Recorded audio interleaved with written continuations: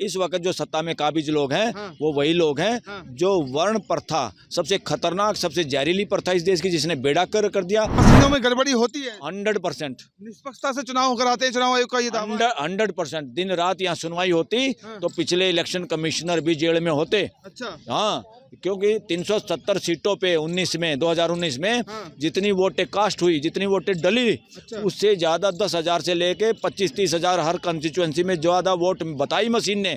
EVM से चुनाव का मतलब है धांधली, ईवीएम से चुनाव का मतलब है धांधली से सरकार बनाना, और ईवीएम से मतलब ये है कि जो चादर राम की ओढ़ रहे हैं और काम रावण वाला कर रहे हैं। और इसको लोगों ने कहना शुरू कर दिया है कि देश में डेमोक्रेसी नहीं चल रही, डेमोक्रेसी चल रही, DEMON।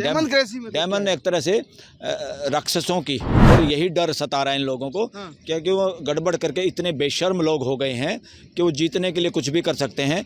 धर्म की चादर ओढ़ के अधार्मिक लोगों ने धर्म की चादर ओढ़ी हुई है, ये कोई धार्मिक लोग नहीं है। और अलार्म के जरिए गड़बड़ की जा सकती है कि इतनी देर के बाद एकदम झट से 500 वोट फलाने के खाते में चली जाएं। ये ठगी का धंधा सरेआम किया हुआ है। अगर वो सही जांच होती इस देश में तो वो जो कमेटी के लोग हैं जिन्होंने वो सॉफ्टवेयर बनाया था वो भी जेल में होते, IIT के प्रोफेसर। चुनाव कैसे संभव है सर?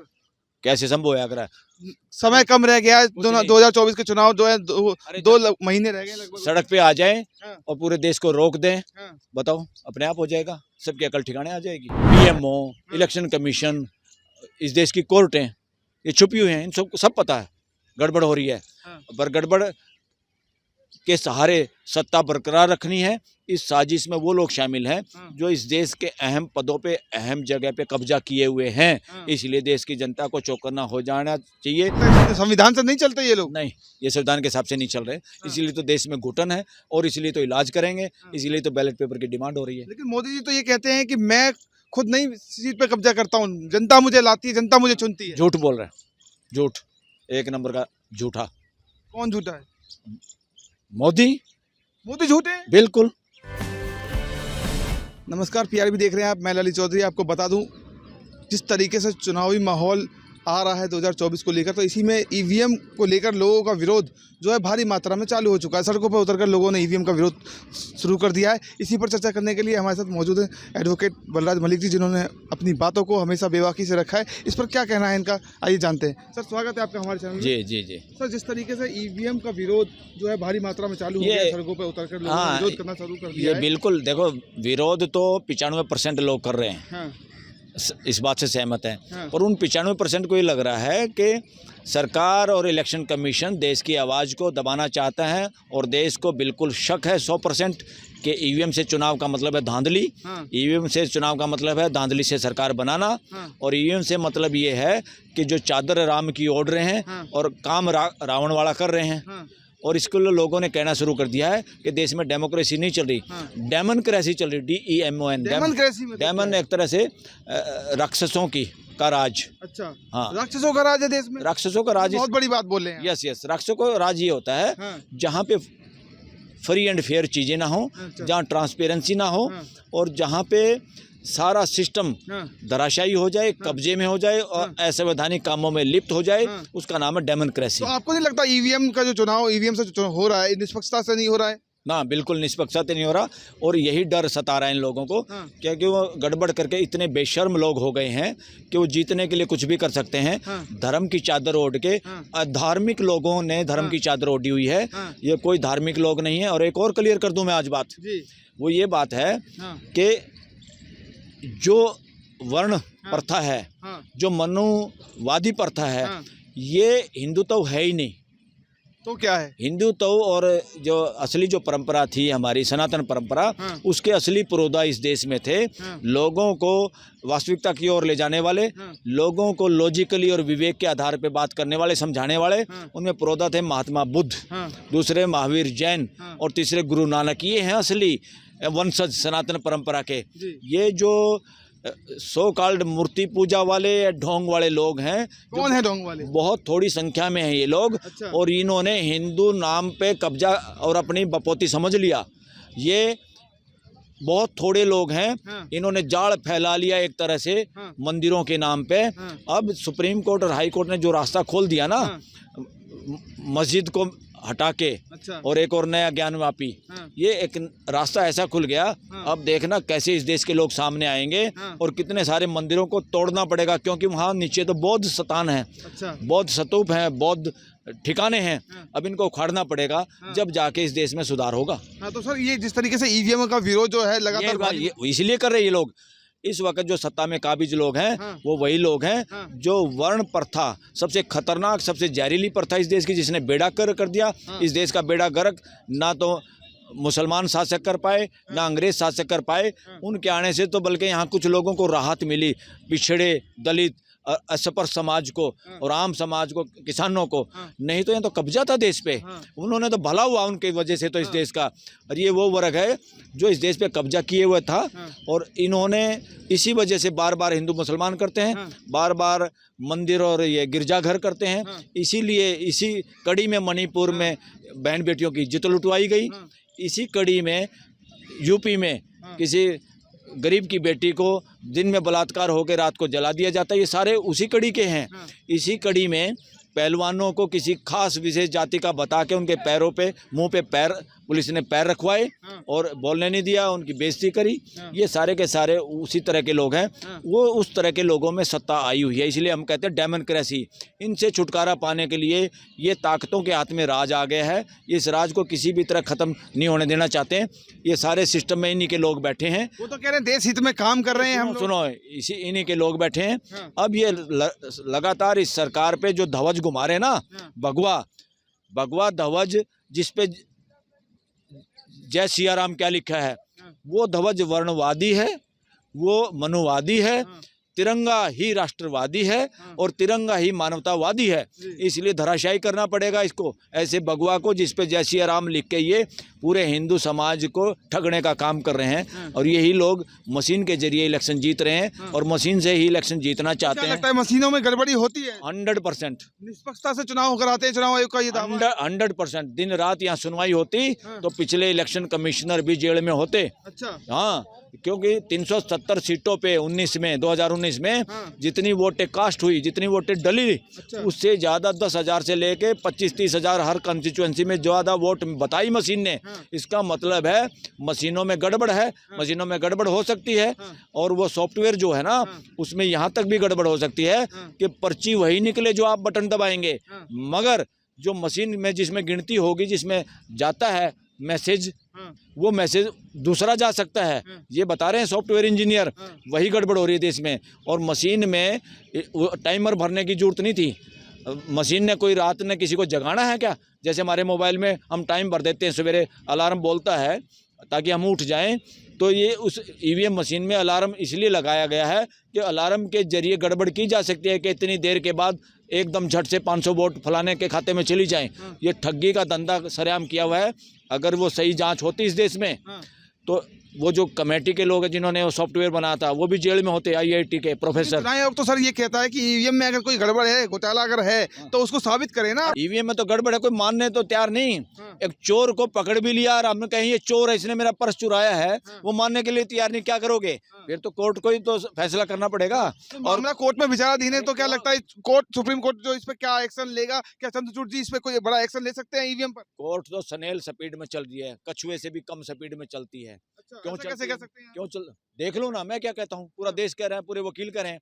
जो इम्पोर्टेंट मुद्दे हैं, जो इस देश के हर नागरिक से रिलेटेड मुद्दा है, उस पर तो तुरंत सुनवाई होनी चाहिए, दिन रात सुनवाई होनी चाहिए। क्यों नहीं हो रही भाई? अब महाराष्ट्र में सरकार थी, वो किसी के बाप की सरकार थोड़ा थी, वो तो जनता ने लोगों को चुना था। और वो हेरा फेरी करके ठगी ठोरी मार के कोई गवर्नर भी शपथ दिलवा दे किसी को, अगर वो बदमाशी पे उतारू हो जाए, तो देश की जनता क्या करे? देश की जनता फिर इंतजार करती है हाई कोर्ट, सुप्रीम कोर्ट को न्याय करेगी। और ये लोग भी तारीख पे तारीख दें, तो इसका मतलब क्या है? इसका मतलब लोग ये निकालते हैं कि हाई कोर्ट, सुप्रीम कोर्ट के ज्यादा जज मिले हुए हैं सरकार से। और इसका मतलब क्या है बताओ ना? ऐसा कह रहे हैं वकील लोग। जनता तो ये भी कहती है कि हम दिल खोल के वोट करते हैं मोदी सरकार को, मोदी जी को वोट करते हैं, सत्ता पे बिठाते हैं। कोई नहीं करता, मोदी को कोई वोट नहीं करता। इस बार कोई नहीं करेगा। 400 की बजाय 40 पार भी नहीं होंगी अगर बैलेट पेपर से इलेक्शन होगा। तो बैलेट पेपर से चुनाव कैसे संभव है सर? कैसे संभव है? अगर समय कम रह गया है, 2024 के चुनाव जो है 2 महीने रह गए लगभग। सड़क पे आ जाएं और पूरे देश को रोक दें, बताओ, अपने आप हो जाएगा, सबकी अकल ठिकाने आ जाएगी। क्या बात। वो गड़बड़ी भी तो साबित होनी चाहिए वो ना तो सर। साबित होगी, तो सब पता, पूरे देश को पता है। हाँ। अब देश इनके किसी बात को मानने वाला नहीं। ये हाँ। चाहे कुछ ड्रामे और ढोल पीटते रहे, हाँ। गड़बड़ी हो सकती है। हाँ। सॉफ्टवेयर इंजीनियर ये कह रहे हैं, हाँ। और गड़बड़ी हो सकती है। अगर चाहे हाँ। तो राष्ट्रपति भवन में, हाँ। चाहे तो इंडिया गेट पे हाँ। साबित कर सकते हैं। हाँ। प्राइम मिनिस्टर ऑफिस आदेश दे, हाँ। वहाँ प्राइम मिनिस्टर भी बैठ जाए देखने के लिए, हाँ। राष्ट्रपति बैठ जाए देखने के लिए, हाँ। इलेक्शन कमिश्नर ये चीफ जस्टिस भी बैठ जाए देखने के हाँ। लिए। अभी दिखाते हैं कैसे गड़बड़ होती है। हाँ। बोलो, है क्या कोई बैठने की तैयारी? ये छुपे हुए हैं ये कौन लोग। छुपा हुआ है सर? पीएमओ, इलेक्शन कमीशन, इस देश की कोर्टें, ये छुपी हुई हैं। इन सबको सब पता है गड़बड़ हो रही है। हाँ। पर गड़बड़ के सहारे सत्ता बरकरार रखनी है। इस साजिश में वो लोग शामिल हैं हाँ। जो इस देश के अहम पदों पे, अहम जगह पे कब्जा किए हुए हैं। हाँ। इसलिए देश की जनता को चौकन्ना हो जाना चाहिए। देश की पूरी जनता को एक बार इस देश की सड़कों पे आ जाना चाहिए। हाँ। इनका घेराव करना चाहिए, हाँ। ताकि सारे चोर उचक्के या जो भी शरारत में शामिल है हाँ। उनका इलाज हो, हाँ। वो भयभीत हो, हाँ। और उसी तरह से काम करें और बैलेट पेपर की घोषणा करे हाँ। इलेक्शन कमीशन, हाँ। और तब इनका पीछा छोड़े देश। जनता तो मोदी जी की गारंटी से खुश है, इसीलिए तो उनको भरपूर वोट करती है। कि यहाँ इसीलिए वो सत्ता पे आते हैं। ये देश किसी की गारंटी को इजाज़त नहीं देता। हाँ। इस देश में संविधान है, कोई मोदी वोदी नहीं है। हाँ। कोई मोदी है, फलाना है, या कोई राहुल है, ऐसा कुछ नहीं है।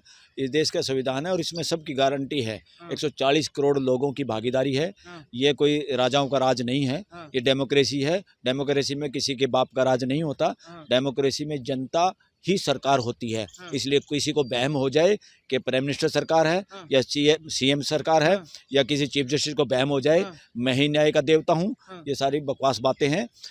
संविधान के हिसाब से चलना ही न्यायाधीश के पद को सुशोभित करता है। हाँ। संविधान के हिसाब से चलना ही हाँ। प्राइम मिनिस्टर पद को सुशोभित करता हाँ। है। संविधान के हिसाब से चलने से ही इलेक्शन कमीशन का वजूद है, वरना इनका कोई वजूद नहीं। तो आपको क्या लगता है संविधान से नहीं चलते ये लोग? नहीं, ये संविधान के हिसाब से नहीं चल रहे। इसीलिए तो देश में घुटन है, और इसीलिए तो इलाज करेंगे, हाँ। इसीलिए तो बैलेट पेपर की डिमांड हो रही है। लेकिन मोदी जी तो ये कहते हैं कि मैं खुद नहीं सीट पे कब्जा करता हूँ, जनता मुझे लाती है, जनता मुझे चुनती है। झूठ बोल रहे हैं, झूठ, एक नंबर का झूठा। कौन झूठा है? मोदी मोदी झूठे हैं? बिल्कुल।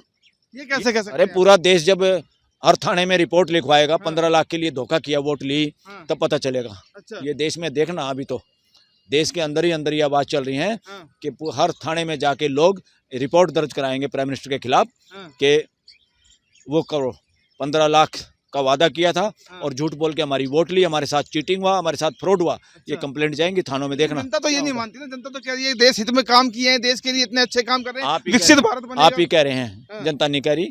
थोड़े बहुत मनुवादी या हाँ। थोड़े बहुत वर्ण व्यवस्था के पोषक हाँ। शोषणकारी लोग ऐसा कह रहे हैं, बाकी कोई नहीं कह रहा। अच्छा, हम्म। तो क्या मतलब आपको लगता नहीं है कि जो मोदी जी हैं जो अच्छे काम कर रहे हैं? अरे इन्होंने ड्रामा किया था कि 26 जनवरी से पहले महत्व खत्म कर दे तिरंगे का हम्म। और भगवा फहरा दें। तिरंगे का महत्व खत्म करना चाहते हैं? हाँ, इसीलिए साजिश हुई ये थी। बहुत बड़ा आरोप लगा हाँ, है। इसीलिए साजिश हुई थी 22 तारीख को। हाँ। और इसीलिए 6 तारीख को वो मस्जिद तोड़ी गई थी बाबा भीमराव अंबेडकर को खत्म करने के लिए। अच्छा। वो भी 6 तारीख क्यों चुनी थी? क्या सोचते हो ये तारीखें क्यों चुनी जाती हैं? हाँ। ये तारीखें साजिश के तहत चुनी गई हैं। हाँ। और ये जब भगवा झंडा जिस पर जय सिया राम लिखा हुआ था, हाँ। उसका हिंदू समाज ने उसकी हवा निकाल दी, हाँ। तब जाके इनको डर हुआ, तब जाके ये सरकारें परकारें पलटने की तैयारी में है। हाँ। वरना तो ये चादर ओढ़ के सोच रहे थे इलेक्शन ईवीएम में गड़बड़ करके जीत जाएंगे, लोगों में हो गया भाई, मंदिर बना दिया, हाँ। मंदिरों में कुछ नहीं रखा। हाँ। इस देश के मंदिरों ने गुलाम बनाया, इस देश को मानसिक गुलाम बनाया है। हाँ। और मंदिर हिंदू धर्म के द्योतक नहीं है अकेले, हाँ। ये कुछ लोग हैं हाँ। जिनको मनुवादी लोग कहते हैं। हाँ। ये अपने आप को चाहें